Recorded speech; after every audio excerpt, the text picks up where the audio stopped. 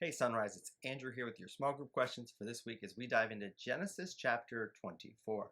Now there's a lot to be dissected here as we work through the meaning of the text before us, but at the same time it is one narrative, so it is one big story where all the pieces fit together to tell the beauty of God's special providence in the bringing together of Isaac and Rebekah.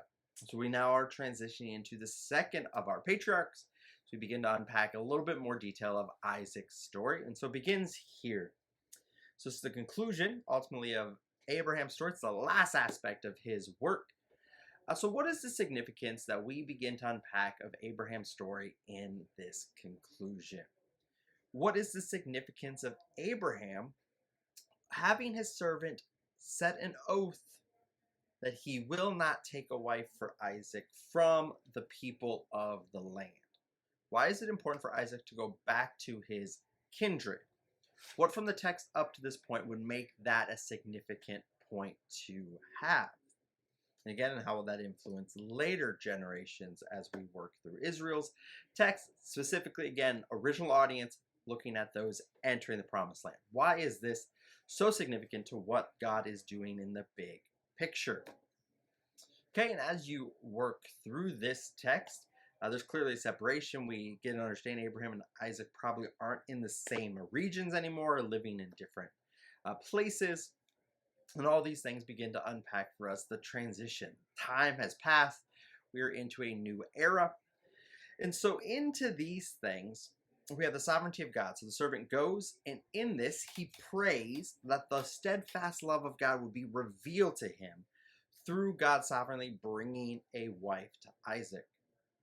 So what do we learn about God as we unpack the servant's prayer, the servant's worship, and the fulfillment of these prayers in this text? What do we learn about the sovereignty of God? Also, what do we learn about the heart of prayer? There's an aspect in here that even of how one can approach God in prayer and worship. How do these things begin to unpack in this text? What are wrong ways you can take this? But what are some good, healthy ways we can take this? Again, so you begin to get this picture of who God is at work in his saints. Then as we move through this, we see that Rebekah agrees to go, and as she agrees, the servant then lavishes the family with gifts.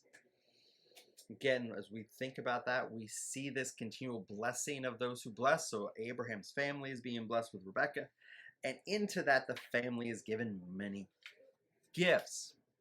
Again, how are we interpreting that in the significance of God's covenant? Then in the end, we see the conclusion of Isaac seeing her from afar and taking her, loving her, and marrying her, entering into his mother's tent, in that significance of that connection of, and he was comforted. How does the conclusion of our text here, 24, bring us back to what we saw last week in 23? How can you actually see 23 and 24 as one complete story? So we see Isaac's reaction here, being comforted in the loss of his mother through the taking on of his wife. What's the play of what role do we see comfort in the midst of sorrow? So again, these are just a few of the things you can begin to pick up and think through in the text. Again, what are some other things that come to mind as you work through a large text like this? There's a lot that you can think about and see in the works.